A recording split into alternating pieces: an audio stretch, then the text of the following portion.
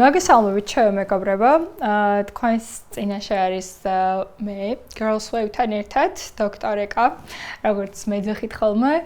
დღევანდელი ჩვენი თემა არის კონტრაცეფცია, სექსუალური ჯანმრთელობა და სექსუალური კონტაქტისთვის, ანუ როგორ უნდა მოვამზადოთ ჰიგიენის ნაწილი და ძალიან მნიშვნელოვანი თემა არის ეს ყველაფერი, რადგან ის რისკები, როგორც არის მაგალითად აივშიცი, ჰეპატიტები, გონორია, ქლამიდია, არასასრული ორსულობა, არანამკურნალები ინფექციების გართულებები, მათ შორის შეიძლება უშუალობაც იყოს ეგეთი, როგორ ავირიდოთ თავიდან.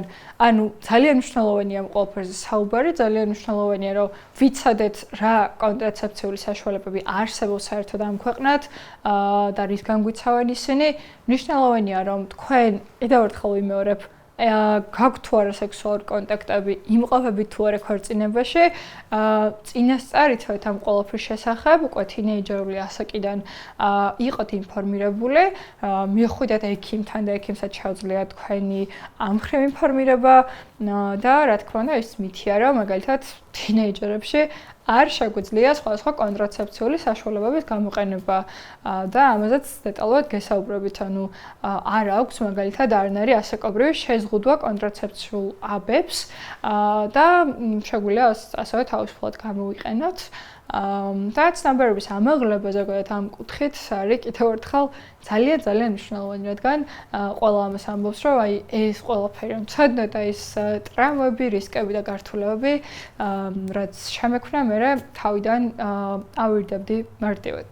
ჩემმა მასწავლებელმა წიგნი გადაშალა და ეს თემები საერთოდ არ გაგვივლია.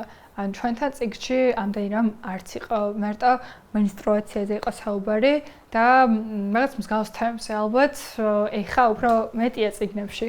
თუმცა სექსუალური აქტივობისთვის, ანუ მომზადება, ჰიგიენა და შემდეგ, ანუ თანხმობის მნიშვნელობა არც არ წერია ჯერჯერობით, რადგან საქართველოში სექსუალური განათლება ცალკე მოდულად არ არსებობს, არც მისი ასაკთან შესაფერისი და ჩვენს მოსახლეობაზე ასაკის და მათ ცოდნიდან გამომდინარე და მიმღებლობიდან გამომდინარე შესაფერისი სილაბუსები გვაქვს და რა თქმა უნდა ეს ყველაფერი არაფორმალური განათლების სახით მეტნაკლებად მიეწოდება ხოლმე ახალგაზრდებს. თუმცა რადგან ახალგაზრდები სექსუალურ განათლებას დაახლოებით უფრო მეტად 51% უფრო სწორად ინტერნეტის საშუალებით და სოციალური ქსელებით იღებთ, ამიტომაც მნიშვნელოვანია რომ გაჯახსაღდეს ეს სივრცე.